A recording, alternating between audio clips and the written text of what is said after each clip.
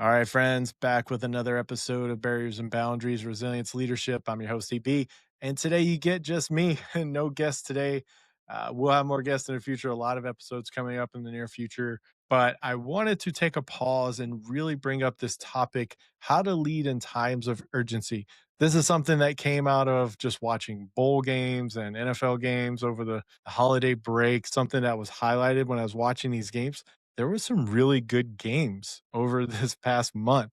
A lot of close games, a lot of games that came down to the wire. So I wanted to address the 2-minute drill and teams that were really prepared, teams that had their plans, teams that you could tell practice, that ran drills, teams that thought about things that they could face during the game. They adjusted well to the defense and all this kind of stuff. I really appreciated how well teams responded to that sense of urgency. And it got me thinking, because I'm always thinking about how to create healthy organizations. It got me thinking about, what do leaders do in times of urgency? And there's a lot of things that go into it before you get into those moments of urgency, those moments of crisis. And that's what I wanted to prepare this presentation for you today. It's about being a good servant leader. It's about being just a quality human being who's not trying to create more stress. There's trying to alleviate the response as not being as stressful as your employees may feel or think it is. So let's get into it. Defining urgency before it defines you. There are some things that your employees may think are urgent that you have no idea that they think is urgent. So you need to start just by defining, when you put out your priorities, you need to define what is urgent. When something happens, give them clarity. Clarity for your employees is caring for your employees. So if you're a new leader, I'm putting some new leader nuggets here on the slide. Your first job isn't to do more, it's to decide and inform the team what matters most. You can alleviate so much stress and alleviate so many burdens just by telling people what you think is urgent or what you think is a crisis. When I was in the military, I had a commanding officer who would always say, "These are the things that you call me about. Call me immediately if this happens. Anything else, save it to the morning." Right? So there is that type of defining the term that needs to take place before you get anywhere else when you address what to do in times of crisis. Start with defining what urgent is. All right, next up, consequences of untrained urgency. There are so many physiological responses to the employee that's going to impact what happens with your organization. Are they going to meet the deadline? Are they going to get that shipment out? Are they so many different scenarios that you could run in that? Being able to train for moments of urgency are going to or eliminate or alleviate or mitigate a lot of these consequences. We're talking about clarity loss, stress increase, we're talking about reduced judgment, and then increased reactivity. This is one of those mindsets under pressure that emerges where team members respond hastily to challenge.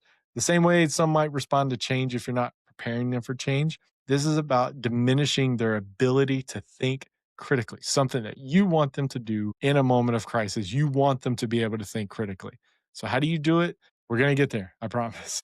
Stop priority inflation. Do not be that leader that makes everything a priority, because when that happens, and we all know that saying, nothing is, right? So, stop being the one that surprises your employees with urgencies, because that's going to trigger a threat response.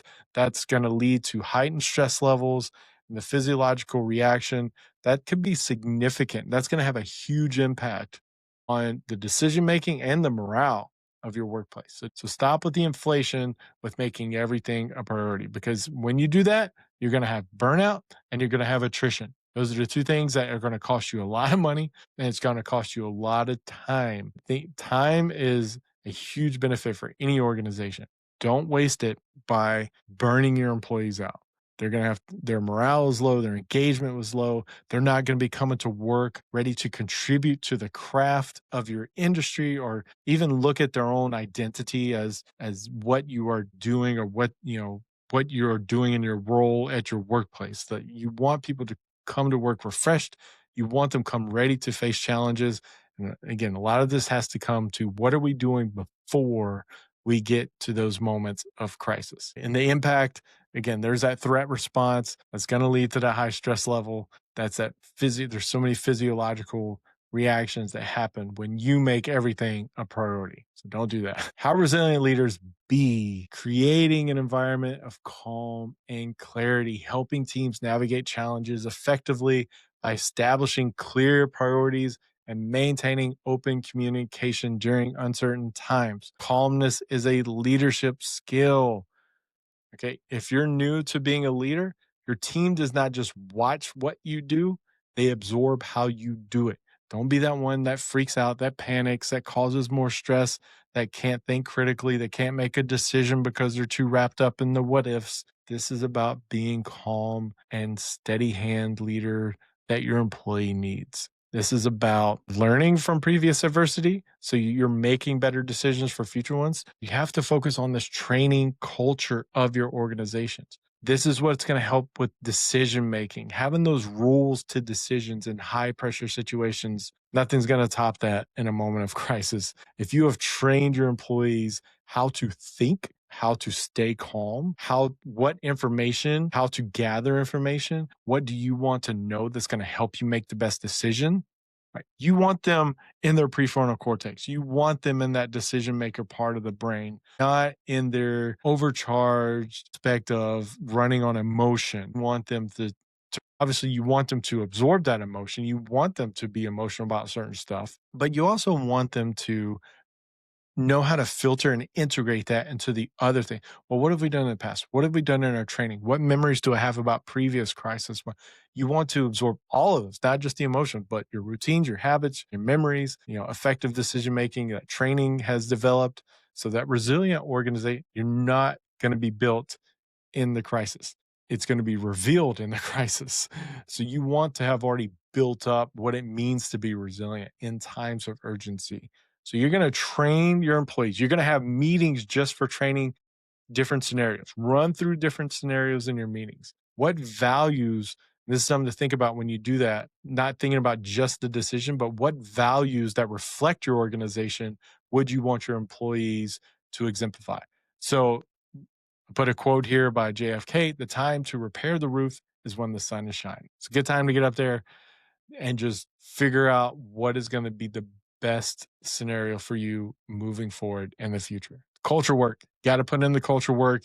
Got to build the roof before the storm so people are not improvising trust in the rain. All right, cultural reinforcement methods. Core values are huge. Integrate core values into every meeting, into every activity, and guide employees on how to make decisions utilizing those core values. Your mission statement, your vision statement.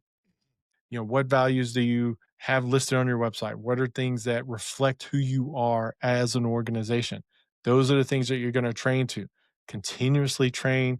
Going back to the football scenario, they don't just train in preseason and then play 18 games and hope to go to the Super Bowl. They train continuously. Every Monday or every Tuesday, they're watching film. They're thinking about how to get better. They're looking at different scenarios. Then you move into the rest of the week where they're looking at the next team of like what type of game plan are they going to have to attack us and all that kind of stuff. Those are the types of things you can have specific meetings for.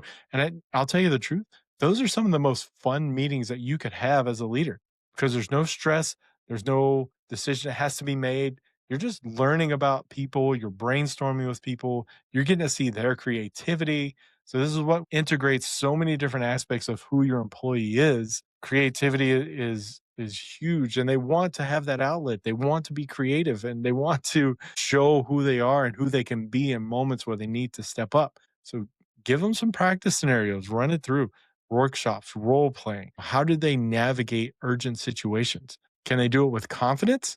Can they do it with clarity? So there might be things that you figure out. I've never actually trained my team on this before. Okay, that's what's going to build confidence with them. And that's what's going to help with them the clarity to help make good decision makings and allow them to think critically in those moments. So the big takeaway as we wrap up here, the leader takeaway, 60-second reset. What are your top 3 priorities? Give them the top 3 priorities. When a moment of crisis hits, give them the top 3 priorities. What you're also going to do is tell them what's not a priority because they may be thinking they need to include stuff, but tell them what's not a priority. If there's something that comes up, you say, nope, I don't need that.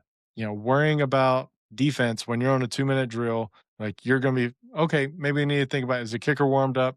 You're not thinking about what the punt return team needs to do when you're getting ready to score a touchdown.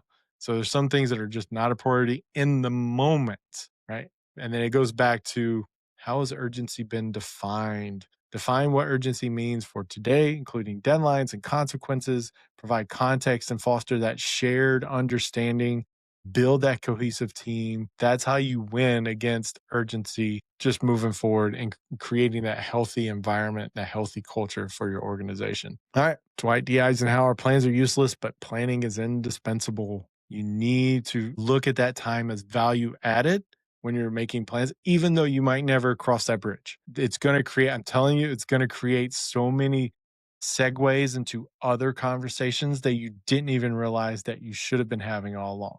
So just go in, have a meeting, say, hey, here's a scenario I want to present. It's going to be a crisis scenario. What do we do? How do you respond? And then get somebody standing at the whiteboard making notes, draw a map, people taking notes, people brainstorming on the spot. Allow them to be creative. Don't judge them, but just guide them. They might say something, you're like, yeah, it's not exactly how I would do it. But use it as a teachable moment.